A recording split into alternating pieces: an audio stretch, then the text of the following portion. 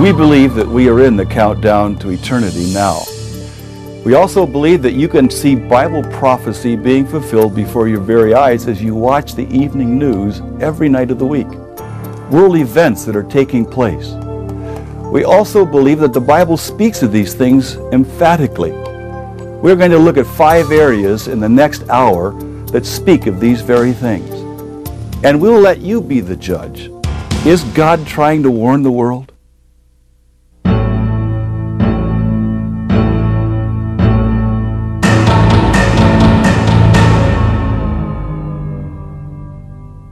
When the disciples came to Jesus on the Mount of Olives, and they asked him for signs of the end of the age, he said that there would be earthquakes in various places, there would be famines, and there would be pestilences. Of course, we see that there are major earthquakes that are increasing at an alarming rate in the last few years.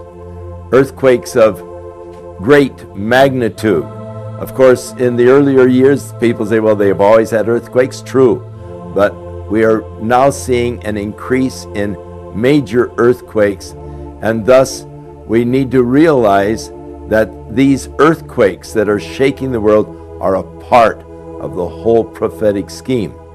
Earthquakes with a magnitude of 8.0 or greater on the Richter scale are classified as great by the USGS. These are enormous quakes, and if we chart the frequency of these great quakes during the last 30 years, we note a significant increase. However, due to the relatively short period of accurate tracking, we are not able to establish conclusive trends, but we can say for certain that this generation is witnessing great earthquakes. When one looks at a geophysical map of the Earth, it appears like planet Earth is a hard-boiled egg that's been dropped on the floor too many times. There are many different plates called tectonic plates that tend to move one alongside of the other. And it's along these areas of movement, the tectonic plate lines, that a major part of the earthquake activity occurs. And it's also interesting to note that it's along these areas where the majority of the world's populations are located. And when we look to the scriptural account in the future, when the Bible tells us that the cities will fall, it's interesting to note that these major cities are located along these tectonic plate lines. My biggest concern is when I hear about the earthquakes increasing, and when I look back many years ago, I can't recall that many happening.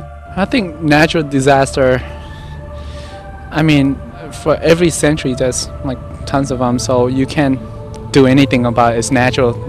That's why you say natural. I think the Earth is trying to tell us to wake up as far as with the ozone layer. It's trying to say help me because we're just totally depleting the whole entire Earth, and one of these days we're going to be basically out of luck and none of us are going to be alive because all the trees are going to be gone, the water's going to be polluted, and we're all going to be dead.